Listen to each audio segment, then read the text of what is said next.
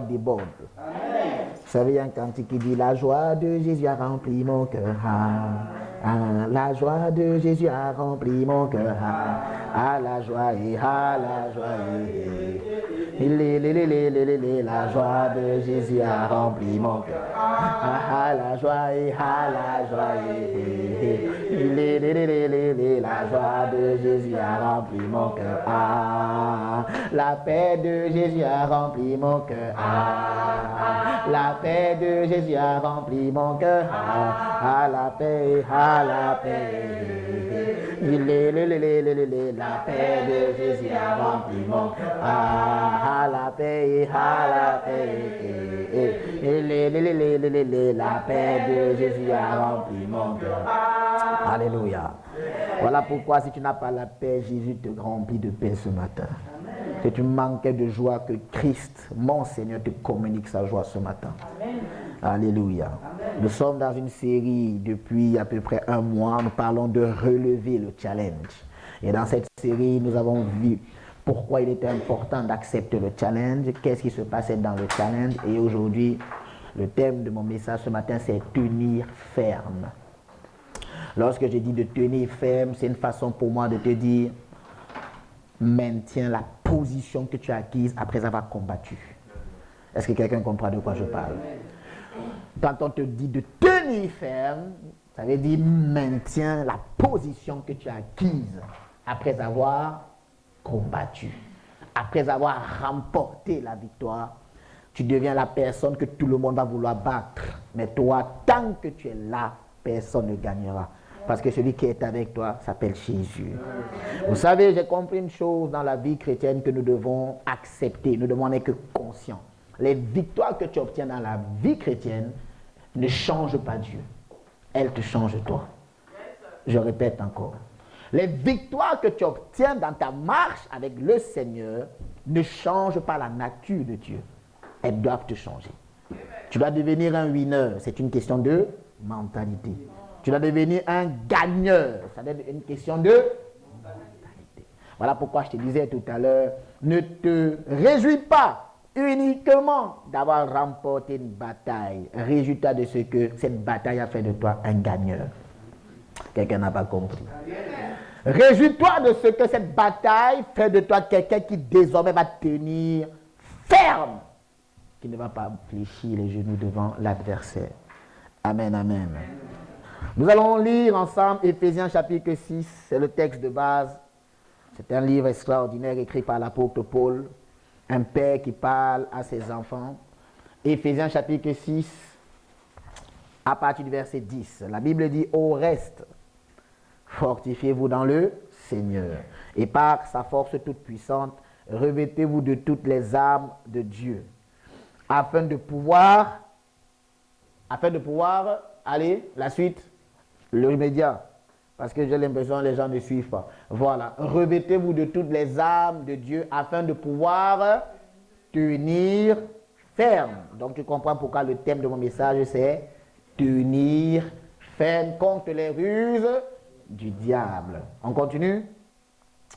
Il dit quoi? Car nous n'avons pas à lutter contre la chair et le sang, mais contre les dominations, les autorités, les princes de ce monde des ténèbres, contre les esprits méchants dans les lieux célestes. Au verset 13, c'est pourquoi prenez toutes les armes de Dieu afin de pouvoir résister dans le mauvais jour et tenir ferme. Après avoir gagné, Dieu te dit de tenir ferme. L'objectif du Seigneur, ce n'est pas uniquement que tu gagnes, mais Dieu dit maintenant que tu as tout surmonté, maintenant que tu as tout vécu, maintenant que tu as remporté la bataille, qu'est-ce qu'il faut que tu fasses? Il faut que tu tiennes ferme. Alléluia. Amen. C'est pourquoi, tenez donc ferme, ayez à vos rangs, on est au verset 14, ayez à vos rangs la vérité pour ceinture, revêtez la cuirasse de la justice. La suite, mettez pour chaussure à vos pieds le zèle que donne. Prenez par-dessus tout le bouclier de la, avec lequel vous pourrez éteindre tous les traits enflammés du malin. La suite. Prenez aussi le casque du salut et l'épée de l'esprit qui est quoi? La parole de Dieu. Vous êtes encore baptisé du Saint-Esprit ici. Qui ne parle pas encore la langue des anges. Qui ne parle pas encore en esprit. Parce qu'il dit quoi? Reviens au verset, voilà. Il dit faites en tout temps comment? Par l'esprit, toutes sortes de prières. Alléluia. Vous savez que quand tu arrives à l'église et que tu lis la Bible, il faut absolument que tu désires vivre ce que la Bible dit que tu es censé vivre. Amen, amen.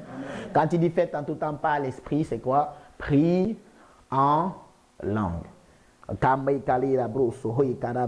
C'est un baptême et c'est donné à qui le désire. Alléluia. Ce n'est pas quelque chose de mystique, ce n'est pas quelque chose de bizarre, mais c'est un don que Dieu déverse en toi et il a réservé pour tous ceux qui croient en lui. Amen. Ce n'est pas que pour le pasteur, ce n'est pas que pour les chants, ce n'est pas que pour quelques-uns d'entre vous. Non, c'est pour tout le monde, tous ceux qui désirent expérimenter le baptême du Saint-Esprit. Alléluia. Amen. Je prie dans la suite des temps que tu sois visité et que le Saint-Esprit te remplisse au point où tu ne contrôles plus ta langue et tu te mettes à parler le langage de Dieu. Amen. Alléluia. Dans cette partie de la Bible qu'on vient de lire, qui se trouve dans le Nouveau Testament, le livre d'Éphésiens, c'est au chapitre 6, la dernière lettre, en fait, le dernier message que l'apôtre Paul écrit, en fait, à son église qui était à Éphèse. La vérité, c'est que, quand on regarde un peu l'histoire de l'église d'Éphèse, ce n'est pas une église, en fait, qui est face à des problèmes. On a l'impression que c'est une église parfaite. On a l'impression que c'est une église où il n'y a aucun défi. La preuve, dans la lettre de Paul à Éphèse, on ne mentionne pas des cas de désordre, d'immoralité, d'impudicité, du péché. Non. On a l'impression qu'en fait, l'apôtre Paul est en train de réfléchir en se disant, bon, qu'est-ce que je vais bien pouvoir leur dire? Parce que quand tu regardes la Bible, la lettre de Paul à Colosse, c'est-à-dire dans le livre des Colossiens ou bien de Philippiens, l'apôtre Paul venait pour résoudre des problèmes.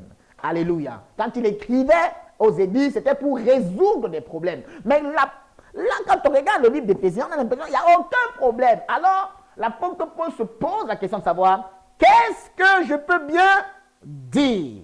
Il regarde donc à partir du chapitre 5 que je t'invite à lire à la maison du livre d'Éphésiens, chapitre 5.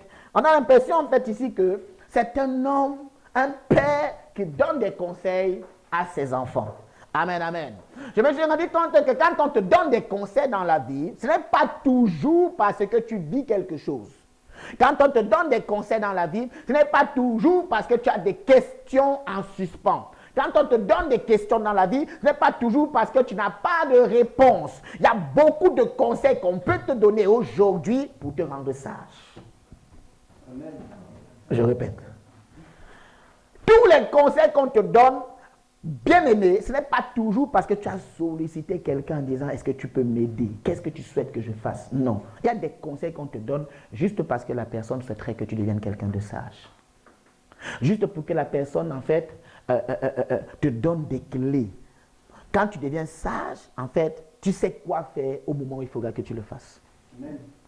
La valeur du conseil que l'apôtre Paul donne ici, ce n'est pas par rapport, en fait, au fait que l'Église est dans le désordre. Non, il dit, si un jour ça arrive, vous saurez quoi faire.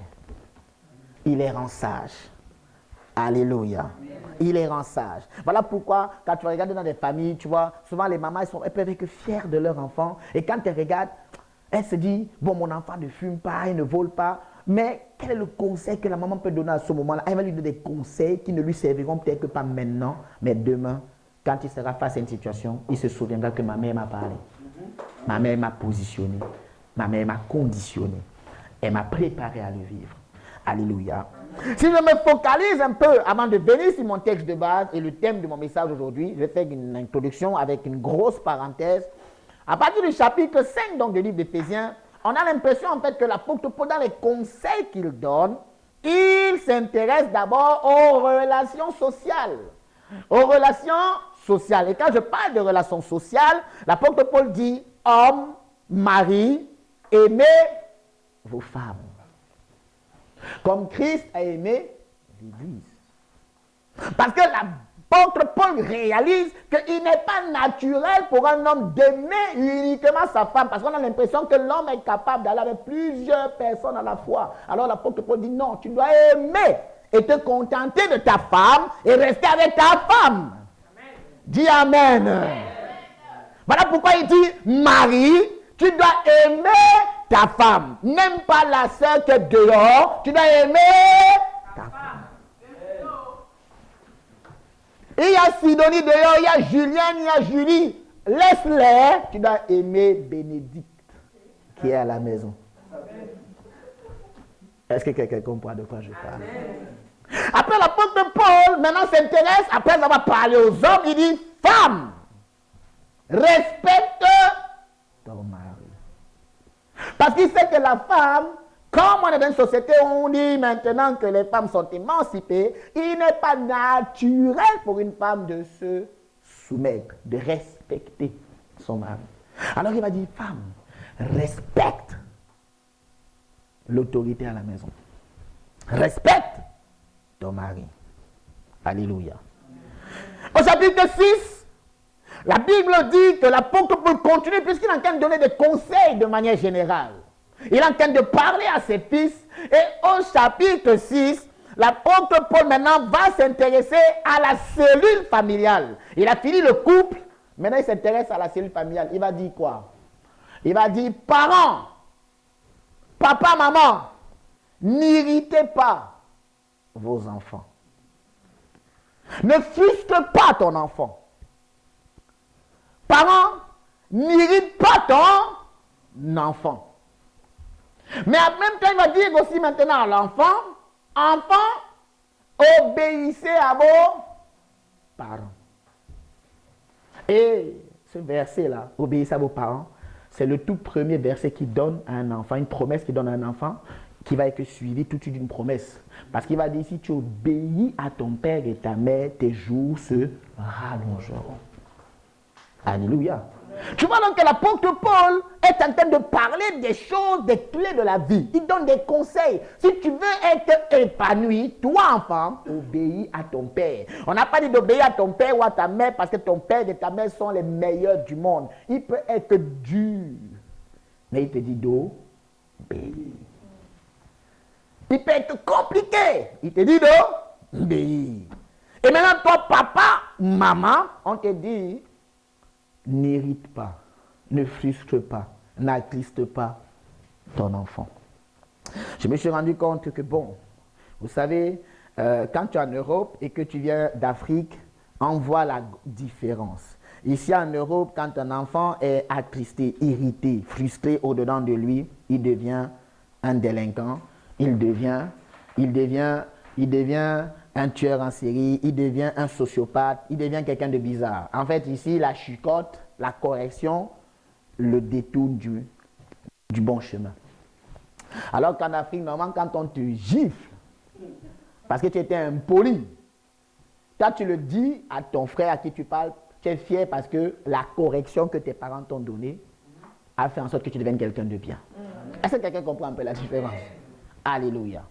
La Bible dit ici, papa, n'irrite pas ton enfant. J'ai l'impression que ceux qui sont en position d'autorité, l'apôtre Paul leur dit ce qu'il ne faut pas faire. Et ceux qui n'ont pas beaucoup de pouvoir, les enfants, l'apôtre Paul leur dit ce qu'il faudrait qu'ils fassent. Enfin, il va plus loin maintenant, il va s'intéresser maintenant à un cas sociétal, la relation employeur-employé. À l'employé d'abord, il dit, sers ton patron avec crainte et tremblement, comme si tu servais le Seigneur. Alléluia. Quand il parle à un employé, quand il parle à un salarié, quand il parle à un serviteur, il dit, sers ton patron de tout ton cœur, comme si tu étais en train de servir qui? Le Christ. Comme si tu le faisais pour Jésus.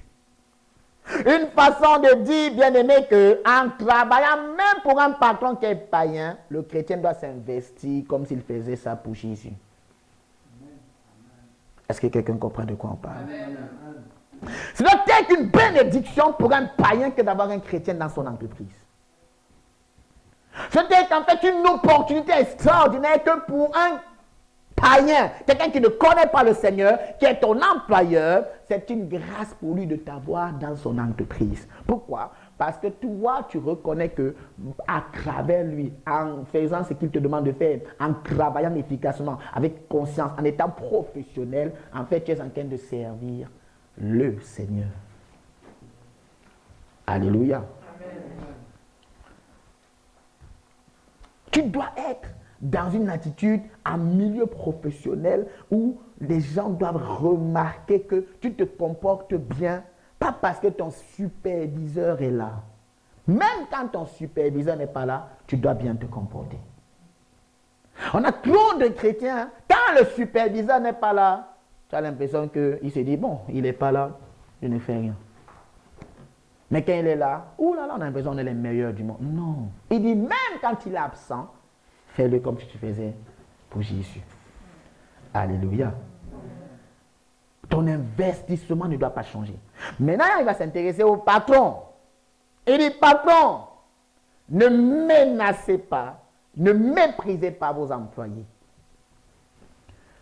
Il dit, toi tu es patron, tu as ton entreprise, ne méprise pas, ne menace pas ton salarié. Un patron chrétien ne doit pas arrêter d'être chrétien lorsqu'il doit parler à son employé.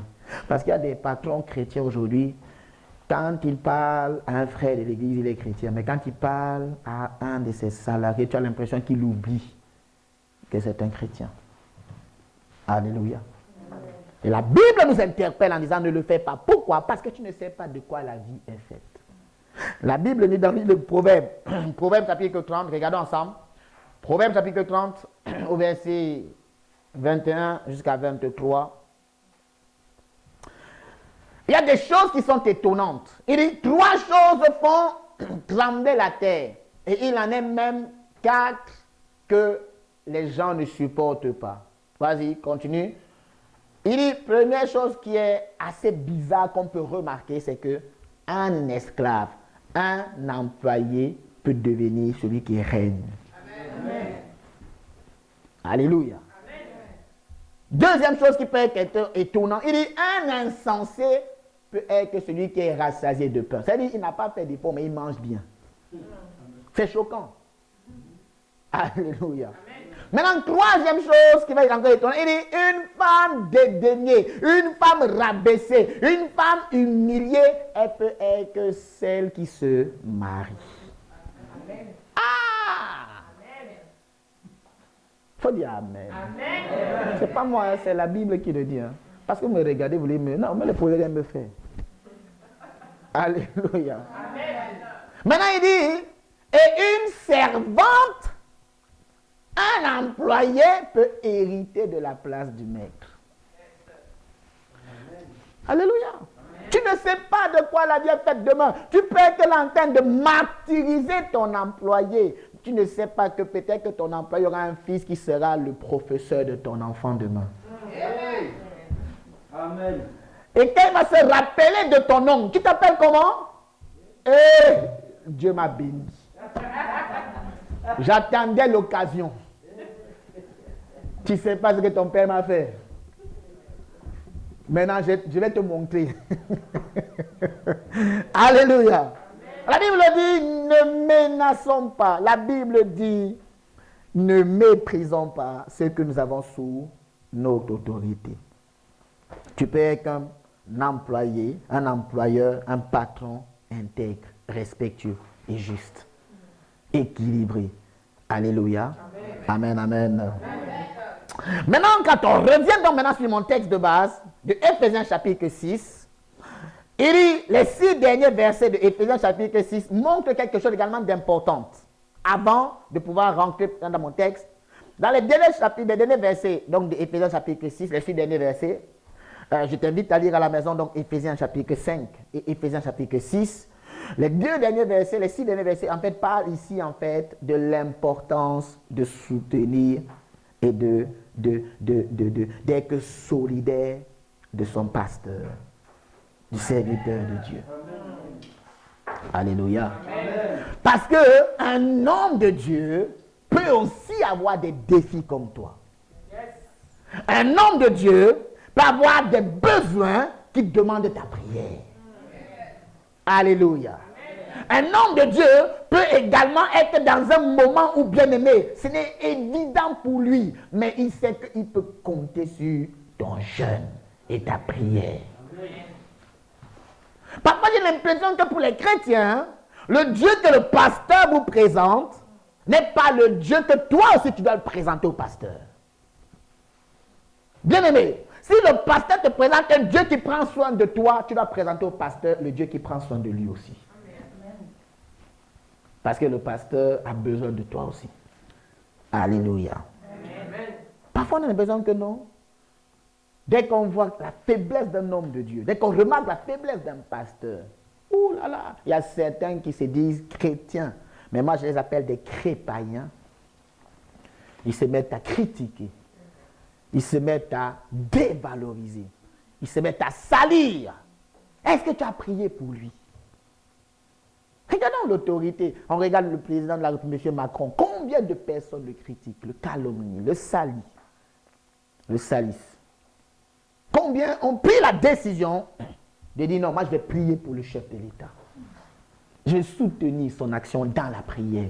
Écoute-moi très bien. Le Saint-Esprit m'a dit de te dire, si tu vois quelqu'un qui est sur le point de tomber et que tu ne fais rien, tu es complice de sa chute. Oui. Si tu vois quelqu'un qui est affaibli, tu sais que là, il est à bout de souffle et un peu de distance encore, il va tomber. Et toi, tu sais cela. La Bible me dit de te dire, bien-aimé, si tu l'as vu et que tu n'as rien fait, ce que Dieu te demande de faire, c'est d'abord même de commencer dans la prière. Il dit, tu es complice de sa chute. Et c'est ce que la société a appelé non-assistance à personne en danger. Alléluia. Tu as ta part à faire. On a tous besoin les uns des autres. Alors, le texte de base qu'on a lu tout à l'heure de Éphésiens chapitre 6 à partir du verset 10, c'est un moment où l'apôtre Paul écrit, en fait, il n'écrit pas seulement dans un confort. Il écrit ce moment alors qu'il est en prison. Il est enchaîné quelque part. Mais, bizarrement, l'apôtre Paul n'est pas préoccupé par les chaînes qui sont sur ses mains. Il n'est pas préoccupé par le fait qu'on a, on a récupéré sa liberté. On l'a enfermé entre quatre murs. Non. Ce qui préoccupe l'apôtre Paul, c'est quoi? C'est ta capacité à tenir ferme après avoir tout surmonté. L'apôtre Paul dit, je veux m'assurer, alors que moi je suis en prison, alors que moi je suis véritablement accusé à tort à cause de l'évangile, bien aimé. Je veux m'assurer que toi, quand tu es dehors, tu sois capable de tenir ferme, alors que tu as remporté la bataille par laquelle tu es passé hier. Est-ce que tu es capable de remporter et de tenir ferme?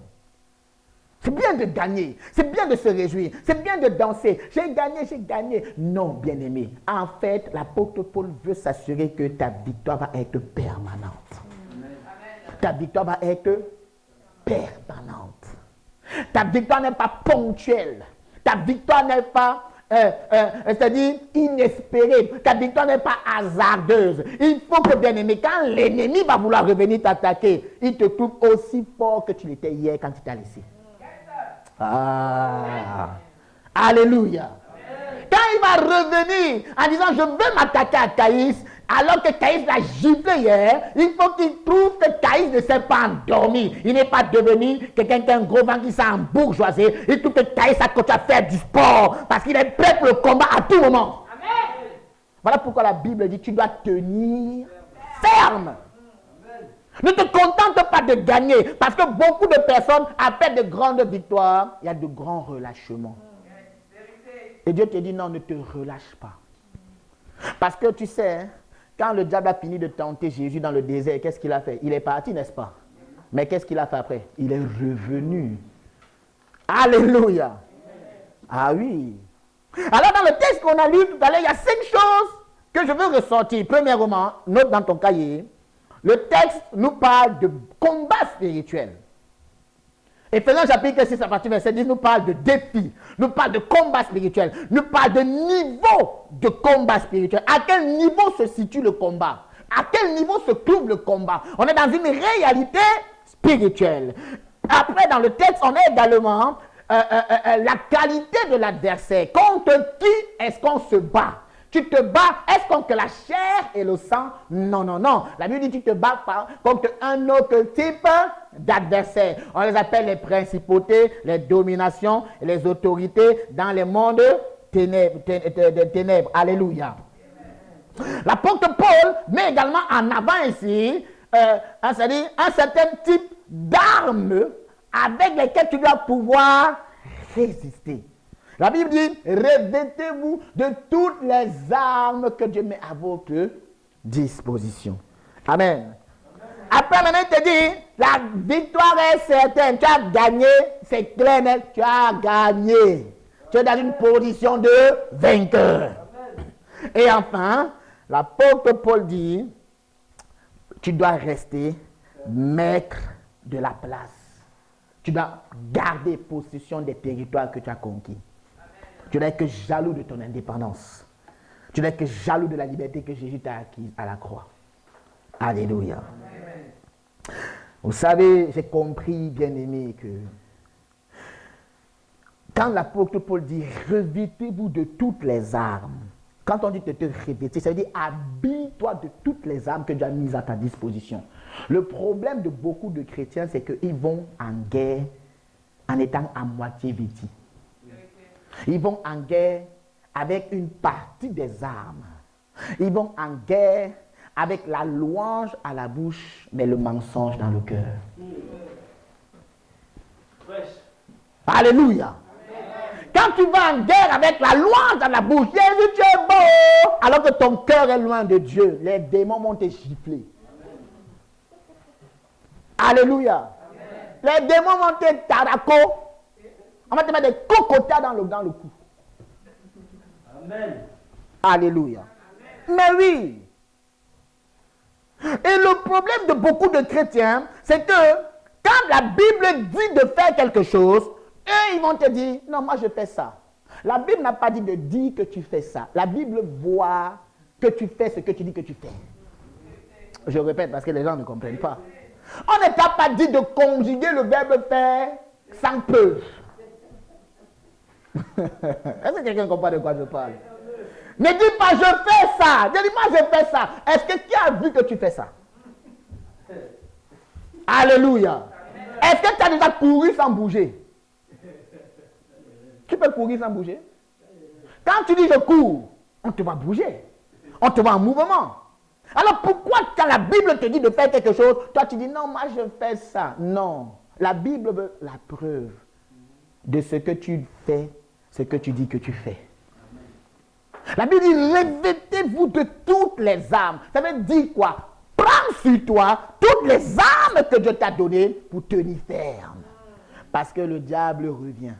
La Bible dit qu'il vient avec ruse. Ne croyez pas que le diable va t'attaquer, bien-aimé, de manière frontale, de manière barbare. Le diable est rusé.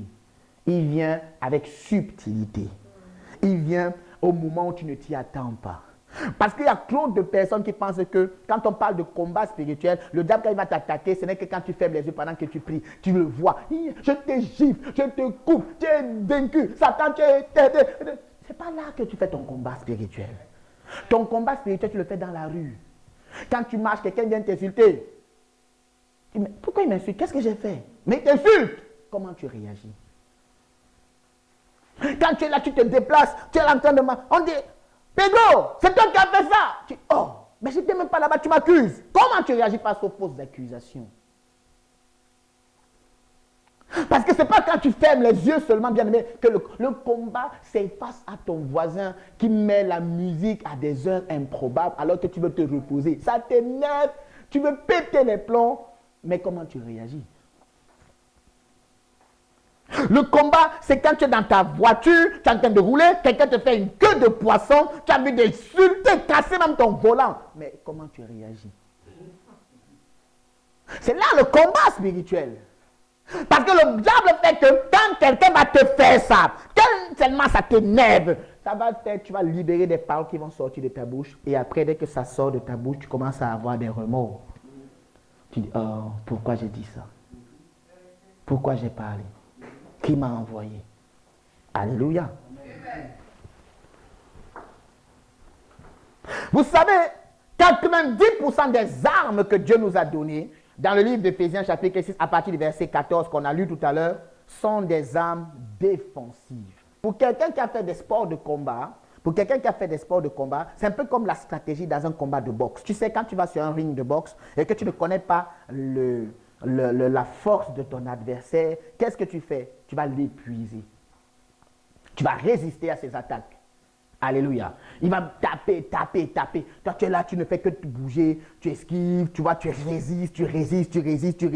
Tellement il a essayé d'entrer dans ta vie, il n'y arrive pas. Au point où, bien aimé, il est maintenant fatigué, épuisé. Oh, je déclare que tes ennemis seront fatigués et épuisés de chercher à entrer dans ta vie. Amen.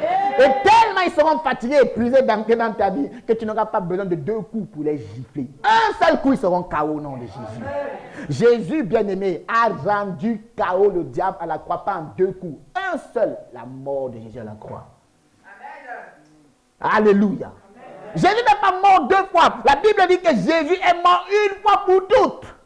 Ça veut dire que, bien-aimé, même quand le diable veut revenir attaquer Jésus, en fait, l'espoir qu'il a d'attaquer Jésus à nouveau est rapidement effacé parce qu'il se souvient de ce qu'il a vécu à la croix. Une défaite lamentable.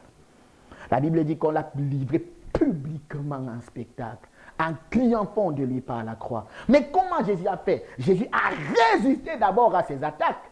Dans le désert, après 40 jours de jeûne et de prière, Jésus a résisté quand on l'a proposé à manger. Jésus a résisté quand les pharisiens l'ont faussement accusé. Jésus a résisté quand on a dit, toi tu chasses des démons par Belzébul. Jésus a résisté, il a résisté. Le diable avait tellement tenté qu'il n'y arrive pas. Il n'y est pas arrivé. Et quand Jésus maintenant a levé la seule arme qu'il avait, l'épée, la parole, pour terrasser le diable, un coup, KO. Je prie que tu sois dans cette dimension. Amen. Il va tenter, il n'y arrive pas. Mais le jour où toi tu te lèves, tu inspires désormais la terreur à tes ennemis. Tu dois inspirer la crainte. Les gens doivent avoir peur. Maintenant, quand ils veulent me mentionner ton nom, ils vont dire, je me souviens de ce que j'ai vécu avec elle. Il faut maintenant que je fasse très attention. Amen. Alléluia. Amen. Tu sais que dans cette attitude-là, tu sais que dans ce niveau, tu sais que dans cette dimension bien-aimée où tu ne t'embrouilles pas. Parce que tu sais que toi, tu as une cartouche secrète et tu as une stratégie que Dieu t'a donnée. Tu résistes au point quand il est fatigué. La Bible dit que le diable, vous savez comment? Dans la bataille, c'est-à-dire quand on parle dans la fin des temps, quand on regarde l'Armageddon, c'est quand tu vas décrire dans le livre d'Apocalypse. À un moment donné, la Bible dit que quand la bataille finale va arriver, la Bible dit que le diable, on va le vaincre. Jésus va le vaincre avec quoi? Le souffle de sa bouche. Jésus va faire, le diable va tomber. KO down. Alléluia. Amen. Je prie que le souffle de ta vie fasse tomber tes ennemis au nom de Jésus. Amen. Tu dois être dans cette dimension-là. Pourquoi? Parce que tu as résisté. Alors, tu peux te poser la question de savoir comment donc je fais pour résister? Comment je fais pour résister? Comment je tiens ferme? Comment je fais? Il y a 6 armes que Dieu t'a données pour résister. 6 armes. Il y a 6 armes. Il dit, à partir du verset 14, tenez donc ferme. Première arme. Il faut que tu notes toutes ces armes avec lesquelles tu vas résister. 1. Ayez à vos rangs la vérité pour ceinture. Ça, c'est la première arme avec laquelle tu résistes. 2. Il dit, revêtez la cuirasse de justice.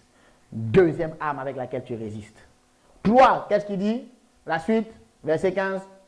Mettez pour chaussure à vos pieds le zèle que donne l'évangile. Alléluia. Après, prenez par-dessus tout quoi? Le bouclier de la foi avec lequel tu pourras éteindre tous les traits enflammés du malin. Car il dit, prenez le casque du salut, c'est-à-dire c'est la 5e arme et la 6e. Il dit quoi? Prenez aussi l'épée. Tu ne vas pas résister avec ton diplôme. Le diable n'a pas peur de ton diplôme. Tu peux être psychologue, tu peux être agrégé, tu peux être docteur S sciences. Le diable n'est pas impressionné par ça. Le diable est soumis aux 6 armes que le Seigneur vient de décrire ici. Dans le livre d'Éphésiens chapitre 6. Alléluia. Les armes, en fait, premier point, comment, puisqu'on essaie de répondre à la question, comment je résiste? Le premier point que je veux que tu retiennes, c'est quoi? C'est que les armes qu'on vient de mentionner, les 6 armes que Dieu vient de te donner, en fait, ce sont des qualités qu'on doit trouver dans ta vie. Ce sont des qualités qu'on doit trouver dans ta vie. Les armes qu'on vient de citer, ce doit être des choses qui doivent devenir ta nature. Je répète, les 6 armes qu'on vient de donner, ce doit être des valeurs désormais que tu dois avoir. Les 6 armes qu'on vient de citer, ça doit faire partie désormais de ton caractère. Alléluia. Vous savez, peu importe en fait ton niveau d'influence sociale, peu importe ton nom de famille, peu importe véritablement l'origine de tes fonds, de ton argent, je t'assure et je te garantis que si tu n'as pas ces qualités dans ta vie, tu ne pourras pas résister aux attaques du diable. Tu dois développer ces qualités-là. Tu dois développer ces vertus-là. Tu dois développer ces choses-là. On doit parler dans ta vie d'honnêteté. On doit parler dans ta vie de vérité. On doit parler dans ta vie d'intégrité. On doit parler dans ta vie de travail. On doit parler dans ta vie d'humilité. On doit parler des qualités que le monde ne reconnaît pas. On doit parler des qualités que le monde n'a pas. Mais on doit les trouver en toi. On doit voir en toi un homme et une femme de foi. On doit voir en toi quelqu'un bien-aimé qui a le zèle pour l'évangile. Je suis impressionné, je suis attristé de voir que beaucoup de chrétiens aujourd'hui n'ont plus le zèle pour l'évangile. Pourquoi? Parce que, bien aimé, beaucoup attendent d'abord d'être bénis avant de commencer à parler de l'évangile. Je veux dire à quelqu'un que, bien aimé, l'évangile marche. C'est-à-dire, ce que tu présentes à quelqu'un, même si toi, tu n'as pas encore vu les effets dans ta vie par rapport à ce que tu attends, je dis, ça fonctionne. Ça fonctionne. Mais aujourd'hui, nous, chrétiens, tant que Dieu ne nous a pas encore bénis, on n'a pas encore des raisons de parler de lui. Quand on est dans cette attitude-là, on n'est pas zélé pour l'évangile. Quand on est dans cette attitude-là, bien aimé, on n'est pas zélé pour l'évangile. Parce que la vérité, c'est quoi? La vérité, c'est que pour toi, tu attends d'abord que tes besoins soient satisfaits. Si tu attends que tes besoins soient satisfaits, avant de commencer à parler de Jésus qui est Seigneur, avant de parler de Jésus comme étant la solution au problème du monde, avant de parler de Jésus qui a crucifié à la croix le péché, il a rendu impuissant le péché, afin que quiconque croit en lui ne périsse pas, il est la vie éternelle. Avant de parler de ça, si tu attends que tes besoins soient satisfaits, tu ne vas jamais le faire. Pourquoi? Parce que la satisfaction d'un besoin entraîne la naissance d'un autre besoin. Tu auras toujours des besoins. Tu auras toujours des attentes. Tu diras toujours, Seigneur, je veux ça, je veux ça, je veux ça. Oui, tu cherches le mariage, mais après le mariage, tu vas vouloir un enfant. Alléluia! Pourquoi donc attends-tu, bien-aimé, d'être béni, d'être bien, d'être à l'aise avant de commencer à dire Jésus est Seigneur? Oh, mon frère, ma soeur, je prie qu'on ait à nos pieds ce qu'on appelle le zèle de l'évangile. Joseph était en prison, était dans un puits. Joseph était en prison, mais il parlait de la foi. Il parlait de Jésus. Et c'est là-bas qu'on allait chercher pour dire, mais quel est cet homme? Alors qu'il l'a enfermé, il dit, son Dieu, c'est le Dieu de la liberté. Waouh! Pourquoi tu attends d'être à l'aise? Pour commencer à déclarer des choses sur la vie des autres. Alléluia. Amen. Oui. Je me rappelle, quand j'étais fiché à la banque de France, découvert bancaire. C'est là pourtant que je disais aux gens, je t'assure, Dieu peut te sortir de toutes les galères du monde. Alléluia. J'ai dit à quelqu'un, frère, Dieu peut sortir de toutes les galères du monde, mais la personne à qui je le disais ne savait pas que j'étais en galère. Parce que je n'ai pas besoin d'attendre d'être sorti de la galère pour démontrer que mon Dieu est capable. Parce que ma foi dépend de ce qu'il fait aussi dans la vie des autres. Et est-ce que quelqu'un comprend de quoi je parle? Ma foi dépend de ce que je vais faire dans la vie des autres. Si c'est que Dieu est capable de le faire, bien aimé, j'ai des raisons de croire en lui. Je ne suis pas chrétien par rapport à ce que Dieu me donne. Je suis chrétien par rapport à ce que Dieu fait de moi. Il fait de moi un instrument entre ses mains. Je vais être parmi ces hommes et ces femmes qui disent l'esprit du Seigneur est sur moi. Ce n'est pas l'esprit du mariage, ce n'est pas l'esprit de l'enfant, ce n'est pas l'esprit de la voiture. L'esprit du Seigneur est sur moi car il m'a oint pour annoncer des bonnes nouvelles. Même si à moi on ne m'annonce jamais des bonnes nouvelles, moi je dois annoncer des bonnes nouvelles. Je prie que ce soit ta dimension au nom de Jésus. Tu es parmi ces personnes bien-aimées. On ne t'a jamais encouragé. On ne t'a jamais annoncé des bonnes nouvelles. Mais la méchanceté des gens ne doit pas être l'occasion pour toi de devenir une méchante personne. Ne doit pas être une occasion de devenir une mauvaise personne. Ne doit pas être une occasion de devenir une personne égoïste. La Bible dit résiste. Parce que tu ne peux résister que si l'évangile devienne quelque chose qui te rend zélé, passionné, amoureuse de Jésus-Christ de Nazareth. Tu n'as peut-être pas encore vécu toutes les promesses de Dieu, mais tu y crois. Si la Bible l'a annoncé, si Dieu a parlé, ça s'accomplira. Ça ne dépend pas de mon timing, ça s'accomplira. Et pour accélérer le processus, bien-aimé, je commence à parler à d'autres personnes. Viens, on va à l'église, mon frère. Viens, on va à l'église. Jésus est Seigneur. Et la personne que tu dis se moque de toi. Il dit, quand tu dis Jésus est Seigneur, tu marches à pied, frère. C'est normal. Jésus ne veut pas que j'ai une Twingo. Il veut que j'ai une Maserati. Amen. Pour avoir la Maserati, il faut être patient dans la vie. Yes. Alléluia. Amen. Il faut être dans cette attitude. Tu es que zélé pour l'évangile. Viens à l'église. Je t'assure, Dieu peut ramener la paix dans ton couple, alors que toi-même dans ton couple, c'est le feu. Il faut le dire. Il faut le dire. Parce que lorsque tu le dis dans la vie des autres, en fait, tu prophétises dans la vie, mais en fait, tu es en train de prophétiser pour quelqu'un, mais la prophétie a deux faces, recto et verso. C'est-à-dire, ça revient vers toi aussi. Tu annonces des choses sur ta vie. Lorsque tu annonces des choses à quelqu'un, en fait, tu l'annonces aussi dans ta propre vie. N'attends pas d'être à l'aise pour parler de Jésus aux gens. N'attends pas d'être dans un confort pour déclarer ce que Dieu est capable de faire. Dieu n'a pas besoin, bien-aimé, que tu... c'est-à-dire de te démontrer qu'il est avec toi. Non, commence à parler. Commence à parler. Voilà comment il te dit, c'est comme ça que tu vas résister. Parce que si tu attends que tu sois béni entièrement, bien-aimé, le diable te montrera toujours tes manques. Il te montrera tous tes besoins. Regarde un peu la main, c'est pas évident, tu n'as même pas, comment tu as payé ton loyer, comment, il y aura trop de comment, bien-aimé. Je prie que ça s'arrête dans ta vie au nom de Jésus. Tu dois être zélé pour l'évangile. Il dit, prends le bouclier de la foi. Regardez Jésus, il est en train de se promener. Il dit, un arbre, toi, puis jamais on va manger tes fruits. Parce que j'ai vu beaucoup de feuilles. Je pensais qu'il était... En fait, il a maudit le figuier. Et quand les autres reviennent, ils le voient. Il dit, mais comment tu as fait ça? Il dit, si vous aviez la foi comme un grain de sénévé, vous direz à cette montagne, lève-toi et va dans la mer. La montagne obéirait. Oh bien-aimé, je veux que tu aies un niveau de foi où les circonstances obéissent à ta parole. Amen. Tu es capable de dire, tu es dehors, tu marches, tu veux rentrer, la pluie veut commencer à brûler. Tant que je ne suis pas chez moi, tu ne pleures pas. Oh! Bien-aimé, si tu n'es pas insolent avec Dieu, tu n'es pas audacieux avec Dieu, tu n'arriveras pas. Eh bien oui, ou tu crois en la Bible, ou tu ne crois pas en la Bible. Ou tu crois en ce que Dieu a fait, ou tu ne crois pas en ce que Dieu a fait. La Bible dit que Josué a fermé le ciel pendant 24 heures. La nuit n'est pas arrivée.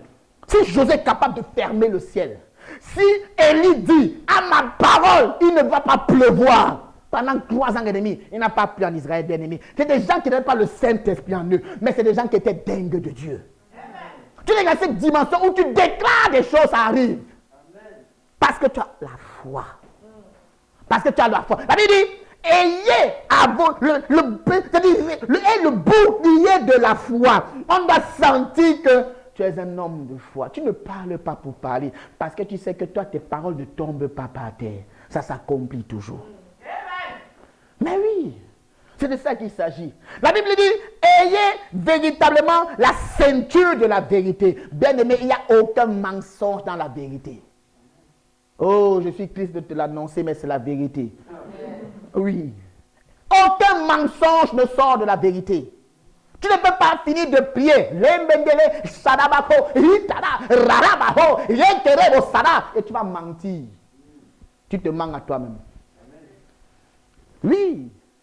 Un enfant de Dieu résiste au diable lorsque la vérité est attachée à sa vie. Lorsque la vérité est attachée à sa vie. Pourquoi? Parce que la Bible dit, bien aimé, que... Regardez Jean chapitre 14. Jean chapitre 14. Jean chapitre 14, verset 30. Qu'est-ce que ça dit? Le média, rapidement. Jean chapitre 14, il dit quoi? Le prince de ce monde vient et il n'a rien de lui en moi. La Bible considère le diable comme étant le père du mensonge. Donc si moi, on trouve en moi le mensonge, je deviens le fils du diable. Ah, je refuse ça. Je refuse cette identité.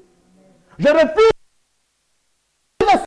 La Bible dit de Jésus, dit, je ne parlerai plus avec vous car le prince de ce monde vient et il n'a rien de lui en moi.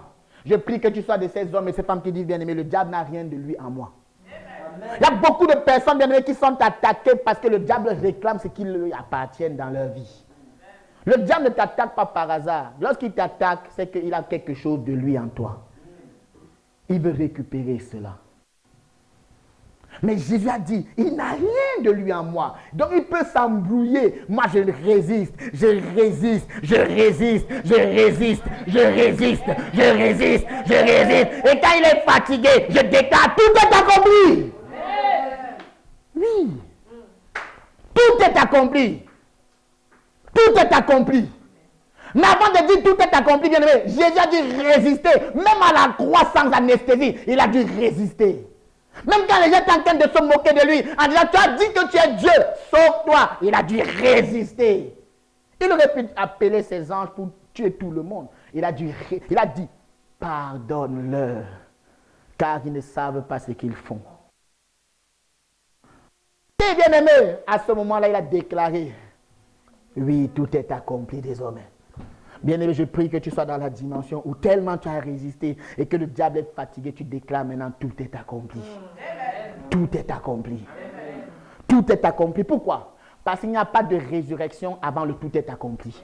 Ah, j'ai dit, pour qu'il y ait résurrection, il faut que tu aies déclaré tout est accompli. Je rappelle encore, pour qu'il y ait résurrection dans ta vie, il faut que tu sois capable de dire, tout est accompli. Mais oui. Et ce dont je suis en train de parler, ce sont des qualités qui se trouvent en toi. C'est ta nature, c'est désormais des valeurs. En fait, pourquoi ça doit être ta qualité? Pourquoi ça doit être des natures et des valeurs? Parce qu'il arrivera des moments dans ta vie où tu n'auras plus le temps de beaucoup prier. Oui. Voilà pourquoi je disais tout à l'heure, ne crois pas que le combat spirituel, c'est quand tu fermes les yeux. Il arrivera des moments dans ta vie à cause des responsabilités, parce que je te vois responsable demain. Amen. Tu n'auras plus le temps de faire 10 heures de prière, non. Mais bien aimé, quand tu n'es pas capable de faire 10 heures de prière, que ta prière soit soutenue par ta nature, la nature de Dieu en toi. Amen. Le caractère de Dieu en toi. Amen. La vie de Dieu en toi. Voilà pourquoi on te le réveille à n'importe quelle heure. Quand tu dis bonjour, c'est un bonjour qui est sincère. Ce n'est pas un bonjour hypocrite. Parce qu'il n'y a pas de mensonge en toi. Quand on te réveille à n'importe quelle heure, tu es zélé pour l'évangile. Tu n'as peut-être pas encore vu les promesses de Dieu, mais tu es capable d'exhorter, d'encourager. Bien-aimé, quelqu'un vient d'arriver à l'église, tu es la première personne à l'encourager, à prier pour elle, à la bénir. Les gens pensent que tu es derrière. Regarde, la Bible dit les gens nous considèrent comme pauvres alors que nous enrichissons plusieurs. Oui. Ils te voient pauvres, mais tu les enrichis. Ah, dis ah. Tu dois être... Saint-Esprit, je t'en supplie. Il doit y avoir une audace dans ton cœur parce que tu es passionné de Jésus. Alléluia.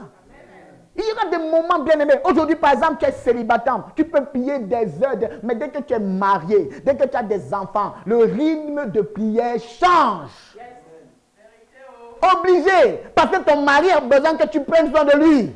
Voilà pourquoi j'ai commencé mon message en disant, mari, aimez vos femmes, femmes, respectez vos maris. Quand ton mari va aller maintenant faire ce qu'il doit faire, l'exercice conjugal. Toi, tu ne vas pas lui dire, mais je dois prier. Pourquoi? Il a ses besoins. Alléluia. Oui, il a ses besoins. Oui, il a ses besoins. Et tu dois répondre à ses besoins. Et donc, du coup, quand tu n'as plus la capacité à prier 10 heures comme tu le faisais avant, bien-aimé, si Dieu te donne 1 heure, en fait, les 1 heure là ne viennent que pour révéler davantage le caractère de Dieu en toi. Voilà pourquoi, quand la Bible dit, bien-aimé, jusqu'à ce que Christ soit formé en vous. L'objectif de la vie chrétienne, l'objectif avec lequel tu résistes, mon message aujourd'hui, c'est simplement Christ doit être formé en toi. On doit voir Dieu dans ta vie. On doit voir Christ dans ta vie.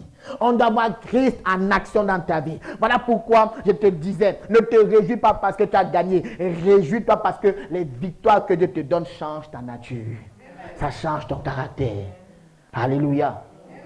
Quand tu as gagné, tu sors d'une bataille où toi-même tu te voyais perdant. Tu dois dire, Seigneur, c'est toi. En fait, ça doit te rendre humble. Oui. Parce qu'il y a des combats, parfois, toi-même tu te dis, mais comment j'ai fait? Tu ne sais pas comment tu as fait. En fait, comme tu ne sais pas comment tu as fait, tu es devenu quelqu'un d'humble, de simple, d'humble, rempli d'humilité, de simplicité. Alléluia. Ces qualités-là dont je parle ici ne doivent pas te faire découvrir tes victoires. Non. Elles doivent simplement confirmer que tu es en permanence dans la victoire. En permanence. Voilà. Garder permanemment les victoires que tu as obtenues. Tout à l'heure, je t'ai dit, les victoires que tu as ne changent pas Dieu, mais elles te changent toi. Dieu te fait gagner pour que tu sois une meilleure personne. Alléluia. Alléluia. Tu dois avoir la foi de Jésus en toi. Tu dois avoir le zèle de Jésus en toi. Tu dois voir ce que Christ a révélé dans cette génération bien-aimée. S'il te plaît, ne sois pas de ceux-là qui disent non, il faut d'abord que Dieu me bénisse avant que je parle. Si tu attends ça, tu ne seras pas béni et tu ne le feras pas. Mais crois-moi, si tu ne fais pas, lorsque Dieu te donne l'opportunité, Dieu t'enlèvera. Il mettra quelqu'un d'autre à ta place. Oui, c'est comme ça. Alléluia. Deuxième secret, pour résister, deviens un vainqueur. Le premier secret qui t'a donné, c'était quoi? Qui se rappelle du titre que j'avais donné? Les armes que Dieu te donne sont des qualités. C'est ce qu'il a dit, non? Voilà. Les armes qu'on a vues tout à l'heure, en fait, doivent devenir ta nature. Doivent devenir des qualités dans ta vie. Alléluia. Maintenant, le deuxième secret pour tenir ferme, c'est quoi? Deviens quelqu'un qui a une mentalité de gagneur. Comment j'ai une mentalité de gagneur? Regardons ensemble 1 Timothée chapitre 4 verset 15. 1 Timothée chapitre 4 au verset 15. Il dit quoi? Occupe-toi des choses de Dieu. Occupe-toi de l'évangile. Occupe-toi de prier. Occupe-toi d'aimer. Occupe-toi de faire du bien. Il dit quoi? Donne-toi comment? Je n'ai pas entendu. Parce qu'on dirait que tu ne veux pas te donner tout entier. Donne-toi comment? Voilà, en anglais on dit quoi? Give yourself wholly. Amen. C'est ça? Hein? Joyce, c'est comme ça qu'on dit? Voilà. Donne-toi tout entier. Afin que quoi? Afin que quoi? Ça veut dire que si tu ne progresses pas dans la vie chrétienne, tu es un kamikaze. Oui, parce que dans la vie chrétienne, ce que tu es aujourd'hui doit être différent de ce que tu seras demain. Dans la vie chrétienne, ce que tu es aujourd'hui doit être différent de ce que tu es demain. Voilà pourquoi, bien aimé, si un bébé naît, je t'assure, même quand il a déjà 1 jour, demain, quand tu auras 2 jours sur terre, quelque chose aura changé dans sa vie.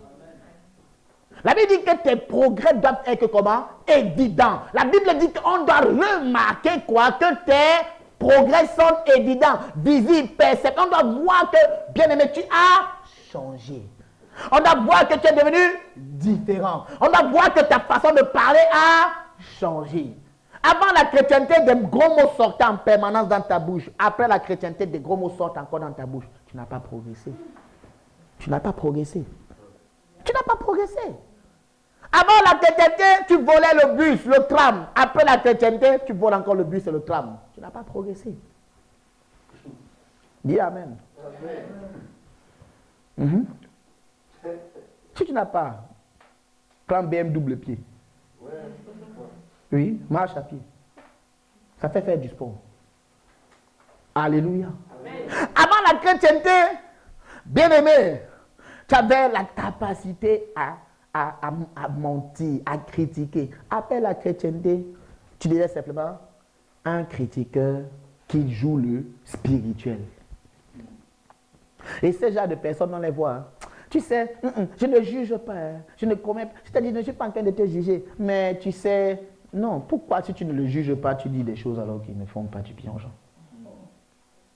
Parce qu'il y a trop de gars qui jouent les super spirituels. Il dit, Faustina, franchement, je ne juge pas le frère là, mais tu dis ça bizarrement. Hein?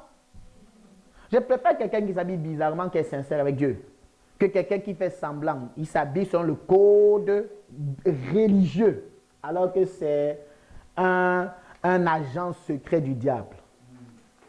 Parce qu'il y a trop d'hypocrites. Tu le vois, alléluia, il fait la sainte, le saint ni tout tranquille, alors qu'il est en train de regarder la sœur. Il est en train de la guetter. Il est en train de la guetter. C'est-à-dire, il ne va jamais faire l'offrande après elle. Il part toujours avant elle plutôt. Il part toujours après elle pour voir bien le côté pile ou bien le côté face. Donc, il doit regarder. C'est de l'hypocrisie. C'est de l'hypocrisie. Alléluia.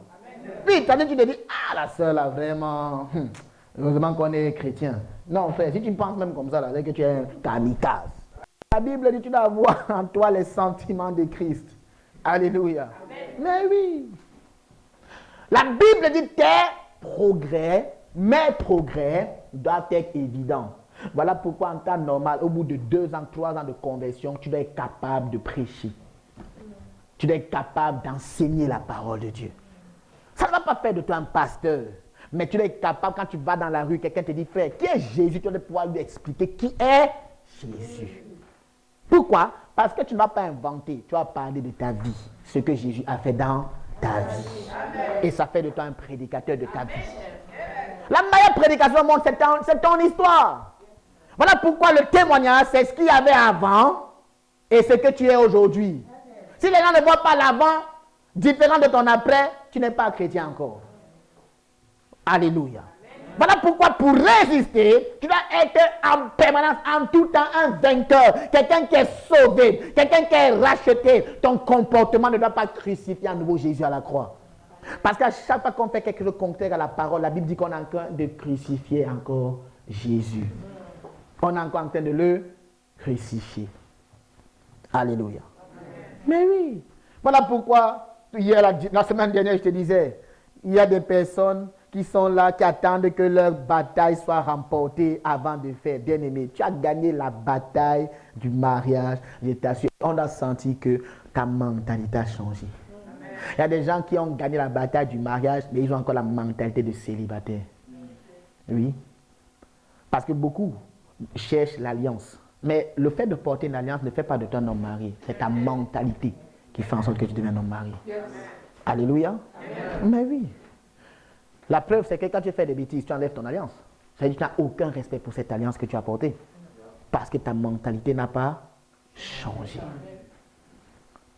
Ton histoire doit changer. Ton cœur doit changer. Ta vie doit être un témoignage de ce que Jésus-Christ est vivant. Et de toutes les façons, même si Dieu ne me donne pas ce à quoi je m'attends depuis tellement d'années, ce n'est pas grave. Ce n'est pas un problème pour moi. Pourquoi? Parce que je préfère ne rien avoir avec Dieu que tout avoir sans Dieu. Amen. Je répète, je préfère ne rien avoir avec Dieu dans ma vie que tout sans lui. Parce qu'il dit, à quoi sert-il à un homme de gagner le monde si tu dois perdre ton âme? Tu dois perdre la place qui t'a réservée. Tu dois progresser dans la vie chrétienne. Tu dois progresser dans la sainteté. Tu dois progresser dans la sanctification. Tu dois progresser dans la crainte de Dieu. Tu dois progresser dans ta révérence. Tu dois progresser dans la lecture de la parole, bien-aimé. Si 4 ans après ta conversion, tu as encore les mêmes versets bibliques, il y a un problème. C'est que tu ne lis pas la Bible. Tu as lu un seul verset dans la Bible. Oui, dis Amen pour ça. Amen. C'est vrai. 4 ans après, ça fait combien de mois 4 ans? 36 mois? C'est ça, non? 3 ans, c'est combien? 36 mois, donc ça fait combien alors? 48 mois? C'est ça, non? 48 mois, non? 4 ans à peu près, hein? Mais on n'est pas allé à l'école. Alléluia. Oh! Et on va faire les mathématiques dans cette église. Hein? 12 fois 2, ça fait combien? 24. 24 plus 24, ça fait combien? Donc c'est ça que vous voulez que je dise? C'était plus simple. C'était plus simple comme ça. Il dit on va faire les cours du soir ici. On va pas venir en prof de mathématiques ici. Moi-même, je vais que dedans. Alléluia. Mais oui, 4 ans après, 48 mois plus tard, tu es toujours dans le même verset biblique. Frère, tu dois progresser. Tu dois progresser. Pourquoi? Parce que tous les jours, tu dois avoir l'impression d'avoir découvert quelque chose de la Bible. Tu sais, tu ne connais pas Dieu et aucun d'entre nous ne connaît que Dieu dans sa plénitude. Tous les jours, on découvre un peu de Dieu. Tous les jours, on découvre un tout petit peu de lui. Et plus tu découvres un tout petit peu de lui, plus tu as envie de découvrir encore plus. Plus tu as envie d'aller encore plus loin pour dire, waouh, où est-ce que j'étais pendant 16 ans? Vous savez, il y a des gens, quand ils sont sauvés sincèrement et que la lumière est tombée, ils pleurent en disant, mais où j'étais pendant ces années? Qui m'envoyait là-bas dehors voir les charlatans? Alléluia. Amen. Parfois, tu as l'impression que tu as perdu du temps dehors. Parce que quand la vérité entre dans ton cœur, tu dis waouh. Et quand c'est comme ça, tu veux progresser dans la vérité. Tu veux aller de l'avant. Tu veux aller beaucoup plus loin. Et la Bible dit, tes progrès doivent devenir comment? Évidents. Quand on parle d'évident en anglais, évident c'est quoi? C'est des preuves. Tu dois apporter la preuve de ta chrétienté à quelqu'un. Alléluia. Amen. Tu dois prouver que tu es chrétien. Alléluia. Tu dois prouver cela. Tu dois prouver cela. Voilà pourquoi beaucoup de personnes ils viennent à l'église. Dès que Dieu leur donne le travail, tu ne les vois plus à l'église. Beaucoup de gens viennent à l'église. Dès que Dieu leur donne un peu le mariage, maintenant, c'est le mariage qui devient Dieu dans leur vie. Alléluia. Amen. Beaucoup de personnes disent, Seigneur, je veux un enfant. Dieu leur donne l'enfant. Alors ils ont promis de donner Samuel à Dieu. Maintenant, Samuel dit, je n'ai plus Samuel, je vais faire comment? Tu gardes Samuel pour toi. Alléluia. Amen. Aucune bénédiction ne doit devenir Dieu dans ta vie. Yes, Dieu doit être Dieu. Tu dois progresser dans ta foi. Amen. Alléluia. Amen. Ça, c'est une mentalité. Si tu n'acceptes pas de progresser dans la vie, je t'assure et je te garantis, il y a des batailles que tu ignores demain. Et la vie te l'enseignera, ça s'appelle l'imprévu.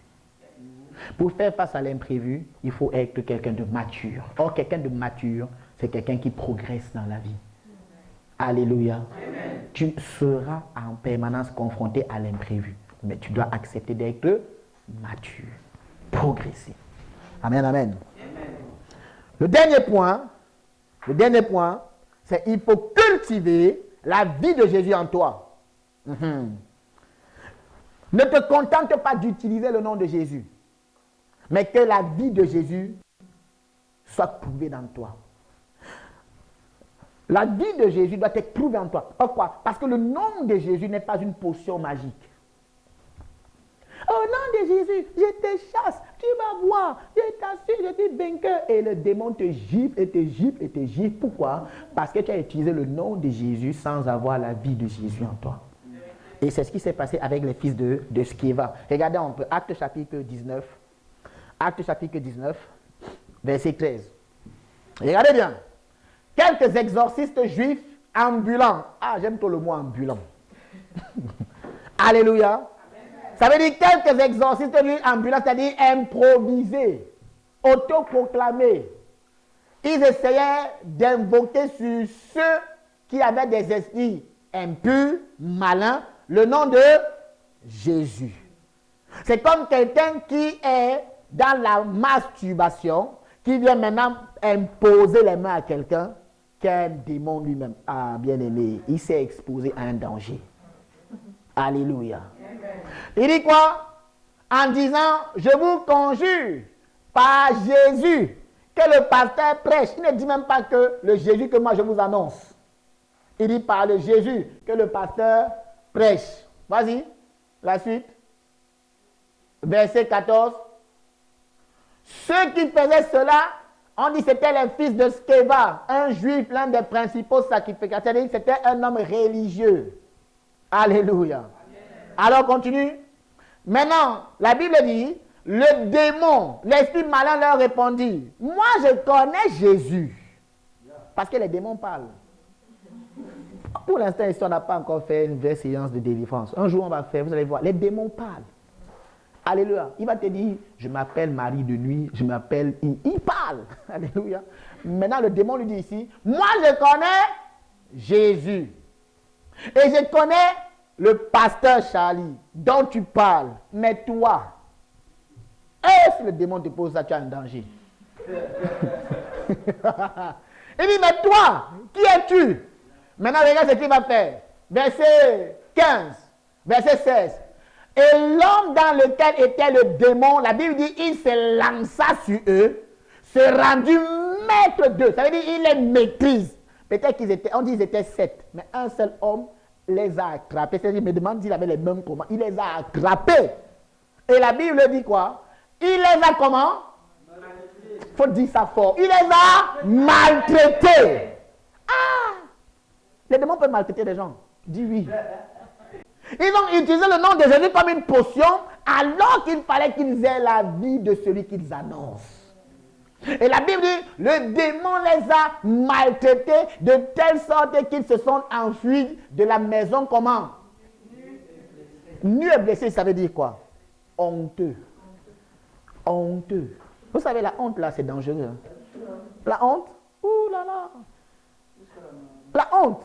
Ouh. Tu as honte à quoi d'un démon? Non, que ça ne s'arrive pas au nom de Jésus. Amen. Non, non, non, non, non. Pourquoi? Parce qu'on doit avoir la vie de Jésus où? En nous. Ce n'est pas parce que le nom de Jésus est puissant que tu ne dois pas prendre des précautions.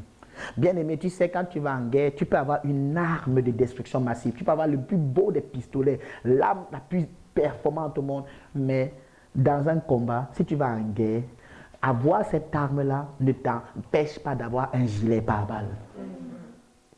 Je répète encore. Avoir cette arme-là doit même t'obliger à porter quoi? Un gilet pare-balles. Tu dois prendre tes précautions. Assure-toi que le Jésus que tu veux présenter aux gens est visible en toi. Parce que ce n'est pas le cas, on va se moquer de ton Dieu.